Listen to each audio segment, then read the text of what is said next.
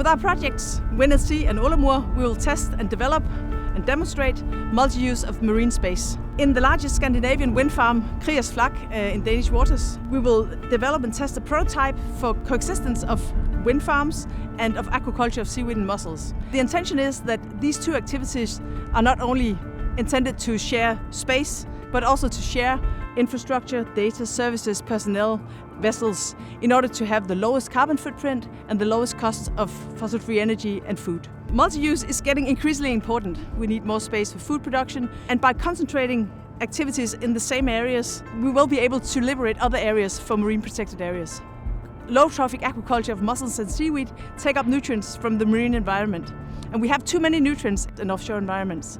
So by taking up these nutrients, we mitigate eutrophication, nutrient pollution, which has negative consequences for the marine environment. These nutrients that the mussels and seaweed take up, they build into resources for food, feed and materials that we can harvest from sea and bring back into the food chain on land.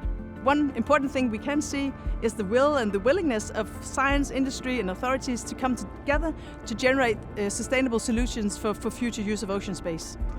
The learnings from this project will go into marine spatial planning, maximizing the benefits of different interests at sea, producing fossil-free energy, nature restoration and aquaculture, which all will benefit the Danish economy. I believe we should think about the ocean as a neighbor. And before intruding on his territory, we have to recognize that he has rights and privileges that we should consider. Before we start constructing new things in the ocean, performing new activities in the oceans, we should think biodiversity and healthy ecosystems first. Together with Aarhus Harbour, I'm involved in a project that tries to convert all of these underwater man-made structures that you see around you into habitat and feeding and shelter places for juvenile fish.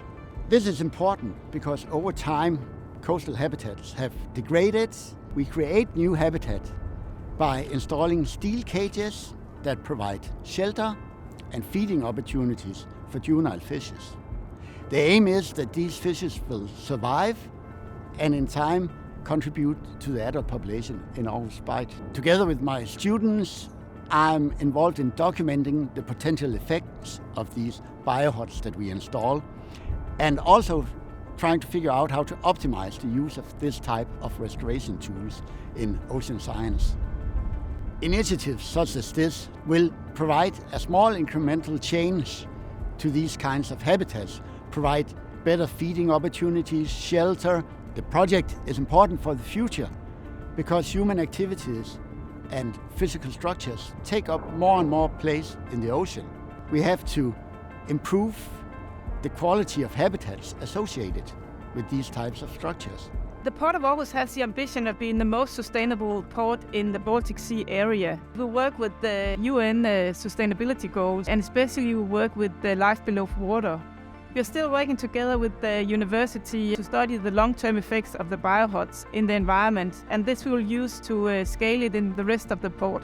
We have the obligation to do what we can do, even though it's in a micro-environment like the Port of Aarhus. And we can use that knowledge and we can share it to the rest of the world. I sure believe that nature and the ocean should have rights and that these rights should be recognized. By doing so, it would force us humans to manage and use the ocean and nature more sustainably and more responsibly in future.